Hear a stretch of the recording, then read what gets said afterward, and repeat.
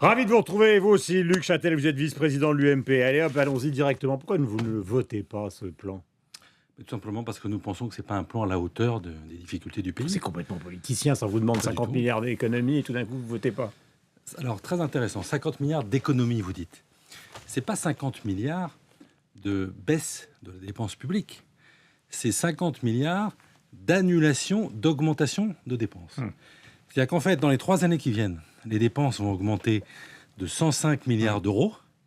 Là, le gouvernement nous dit, je vais faire 50 milliards d'économies. C'est-à-dire qu'en fait, elles n'augmenteront que de 55 milliards. Oui, d'accord, mais c'est un mieux. Et c'est un mieux par rapport à un désastre. En fait, aujourd'hui, le gouvernement veut faire payer la facture des 2 années de manque de courage de François Hollande. C'est ça le problème.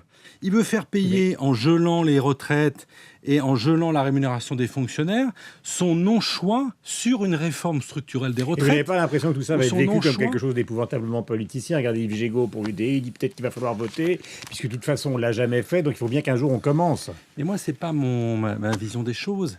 Ce gouvernement a mis 2 ans à se rendre compte... Mais ça, les gens sont d'accord avec ça, en tout cas ceux D'accord. qui votent pour vous. D'accord, Et ils simplement. peuvent comprendre que vous entamiez avec la gauche un premier train d'économie qu'éventuellement, si jamais vous revenez au pouvoir, vous continuerez après. Mais écoutez, c'est quand même paradoxal. Le jour où Manuel Valls veut convaincre sa majorité qu'il faut faire des économies, qu'est-ce qu'il fait? Il leur annonce des dépenses supplémentaires. C'est ça, la réforme structurelle du gouvernement pour faire des économies? C'est-à-dire, le jour où il veut convaincre le groupe socialiste qui renacle, et on comprend pourquoi, qui renacle à voter son plan, eh bien, en fait, il annonce 1,5 milliard de nouvelles dépenses. C'est pas possible. On peut pas continuer comme ça. C'est-à-dire, prenez la journée d'hier, elle est très révélatrice. D'un côté, Manuel Valls, qui fait toute une communication sur la baisse de la dépense. Il annonce, Je vous écoute, mais j'ai des questions. il annonce des dépenses supplémentaires. Deuxième Mais exemple. qui sont marginales par rapport à l'ensemble. Mais qui ne sont pas marginales. Elles Encore sont une fois, marginales par je vous rapport à l'ensemble. redis les chiffres. Parce que les Français ont l'impression que parce qu'on les saigne, les problèmes vont se résoudre. Mais c'est pas vrai. Donc vous ne votez pas. Mais non, je ne le vote pas. Parce que le gouvernement est en train de perdre sur tous les tableaux. Et l'UDI, qui est dans votre majorité, C'est dit va le l'UDI, voter. Mais c'est le choix de l'UDI, si vous voulez. Mais c'est pas mon choix. Mais Et ils c'est disent- pas le choix de l'UMP. Pourquoi? Parce qu'on perd sur tous les tableaux. D'un côté, on fait l'austérité pour les ménages, c'est-à-dire qu'on sacrifie le train de vie, on sacrifie le niveau de vie des Français, et on les matraque fiscalement. Mais de l'autre, ça ne permet pas de faire les économies qui permettront à la France de se restructurer. Donc on perd sur tous les Je tableaux. comprends sur le plan politique que vous vouliez sanctionner François Hollande, mais ce que je ne comprends C'est pas pas, une question de c'est sanctionner. quand vous annoncez dans le programme de l'UMP un train d'économie qui est largement supérieur, oui. Le serrage de ceinture pour les Français va être encore pire. Ah, sauf que nous, non, C'est justement, que c'est la grosse La différence. version, c'est que quand on va serrer sa ceinture version UMP, Non. personne ne s'en rendra Mais non, compte. mais Guillaume Durand, c'est comme dans une entreprise. Vous avez 2 façons de regarder la réalité en face. Soit vous dites, écoutez, on va y arriver, Ouais. on va continuer comme on est aujourd'hui, mais on va faire un petit coup de rabot partout. Et résultat, qu'est-ce que vous faites? Vous baissez ce qu'on appelle les moyens moteurs, l'investissement, vous baissez votre capacité d'aller progresser et autres.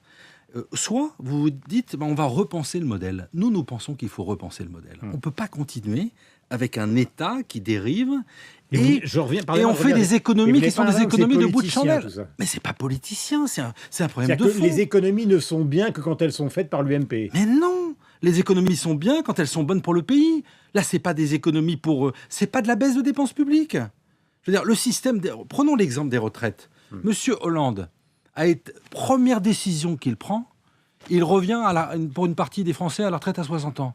Alors qu'on sait qu'il fallait faire l'inverse. Nous sommes, et c'est courageux, pour 65 ans, l'âge de départ en retraite, Oui, mais c'est pas votre électorat. 44 ans de cotisation. Non, mais c'est pas une c'est question normal d'électorat. qu'ils favorisent leur électorat de la même manière que vous avez favorisé le Non, vôtre c'est pas une question. avec le bouclier fiscal. Excusez-moi. C'est assez logique. D'abord, les retraités, je suis désolé, les retraités votent pas. Voilà, il y a des retraités qui votent à droite, des retraités qui votent à gauche, et on ne considère pas comme un électorat. C'est un problème de Mais société. je ne suis pas en train de les défendre. Deuxièmement, les je suis en train fonctionnaires. de me demander pourquoi tout d'un coup, quand quelque chose va un peu dans le bon sens, c'est ce que soulignent beaucoup d'économistes. Au Non. fond, pour des raisons d'opposition politique, vous êtes contre. Mais je suis contre, encore une fois, parce que ce n'est pas du tout à la hauteur des enjeux, des problèmes du pays Ça ne se aujourd'hui. veut pas agressif, ça, c'est juste qu'on essaye de réfléchir Non, ensemble. mais on réfléchit ensemble.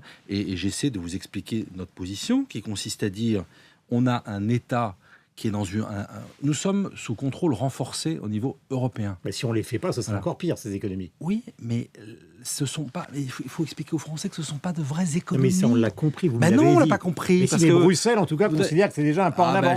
Écoutez, c'est un tout petit pas dans la direction qu'il faudrait. Voilà, nous considérons qu'il faut des dépenses structurelles, revoir le modèle d'intervention de l'État. Il faut réformer les retraites en ayant le courage d'aller jusqu'à 65 ans, 44 années de cotisation.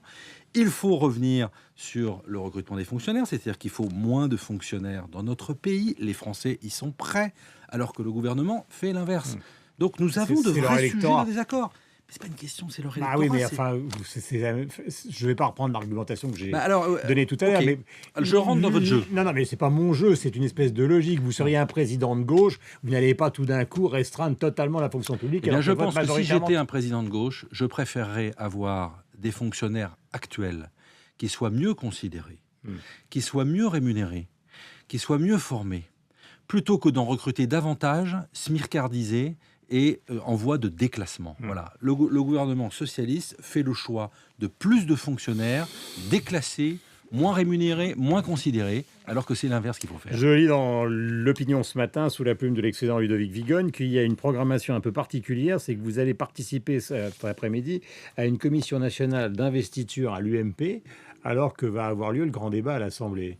Et que Jean-François Copé va être obligé de courir rapidement pour répondre à Manuel Valls. Écoutez, c'est vraiment la vie des partis politiques continue pendant que le Parlement fonctionne. Voilà, c'est vous savez, c'est le lot hebdomadaire du fonctionnement de l'Assemblée nationale et des partis politiques. Ouais. Mais au moment où la France s'intéresse à cette affaire-là, c'est assez logique de savoir si Geoffroy Didier sera numéro 3, 4, 12, 27. Nous serons en séance pour écouter le Premier ministre et pour débattre sur la question du pacte de responsabilité. Oui. Mais en même temps, la vie du parti continue et il y a une commission d'investiture qui est organisée justement, exceptionnellement à l'Assemblée nationale, pour que nous puissions participer au débat. Troisième question, donc la première c'est le vote, la deuxième c'est ce télescopage et la troisième c'est la campagne européenne. Alors vous avez pris des positions, en tout cas Jean-François Copé et l'état-major, donc vous, puisque vous êtes vice-président, qui sont extrêmement clairs, sauf qu'à l'intérieur de l'UMP, comme d'ailleurs à l'intérieur du Parti socialiste, il y a des différences de sensibilité. Et deuxièmement, deuxième question, on a quand même le sentiment qu'au fond, pour l'UMP, le problème numéro un, c'est encore une fois, pardonnez-moi l'expression un peu violente, mais de taper les socialistes, et que l'ambition européenne, personne ne la dessine vraiment. Non, je ne parle. Alors, d'abord, il faut bien avoir en tête qu'à chaque élection européenne, nous avons ces débats. Et quand je dis nous, toutes les formations politiques en France, depuis 25 ans, au moment des élections européennes, ont des débats internes sur la ligne à suivre. Et c'est normal. Premièrement. Deuxièmement, nous ne sommes pas dans une logique d'abord de frilosité sur l'Europe.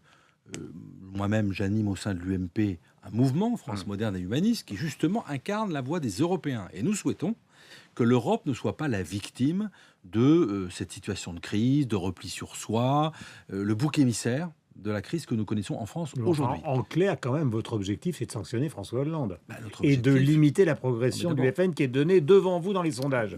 Oui, je vous confirme, Guillaume Durand, que quand on se présente à une élection, c'est plutôt pour les gagner. Voilà. Oui. Donc, oui, nous souhaitons que les Français votent pour nos candidats plutôt que pour ceux défendus par le Parti socialiste. Ça, je comprends très bien. Mais ce qu'on n'entend pas clairement, c'est le discours. Vous dites, à titre personnel, j'ai une sensibilité et un mouvement qui s'intéresse beaucoup à l'Europe, mais on n'entend pas un grand discours européen classique. Si, très clairement, notre discours européen s'imprègne et s'inscrit dans les pas de l'action que Nicolas Sarkozy a menée lorsqu'il était chef de l'État et lorsqu'il a présidé l'Union européenne. Ouais.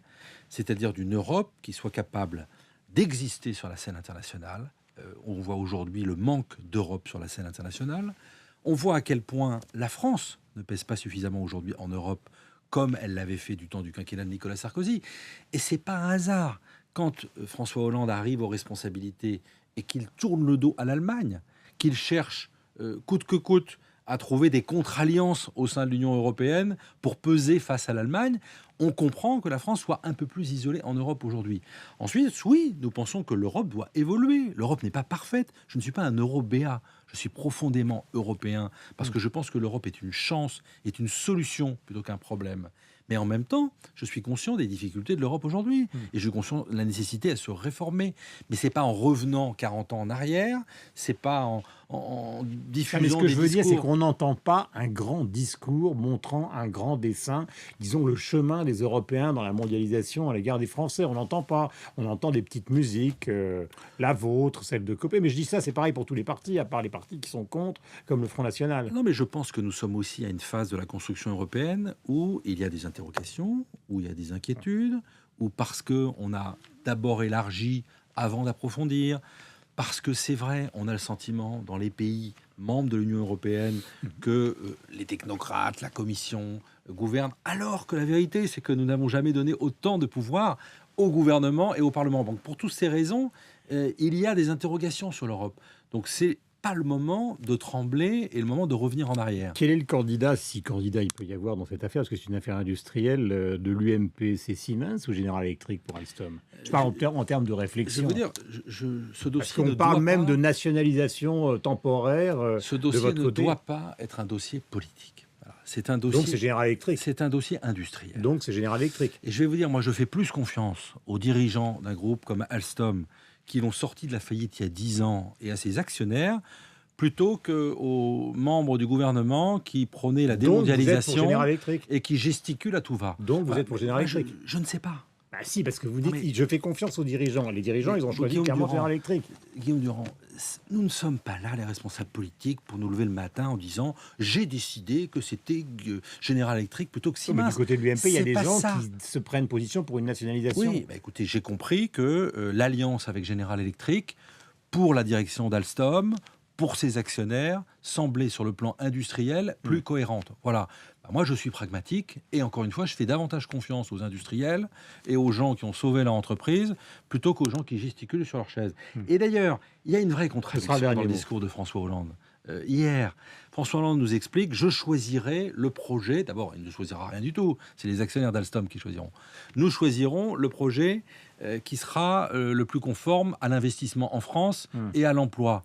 Et dans le même jour, Manuel Valls défie les investisseurs en expliquant que dans le pacte de responsabilité, il n'est pas question que les baisses de charges puissent aller rémunérer le capital. C'est-à-dire qu'à nouveau, on envoie un message de défiance aux investisseurs en leur disant n'investissez pas en France. Ils n'ont pas prévenu grand monde quand même.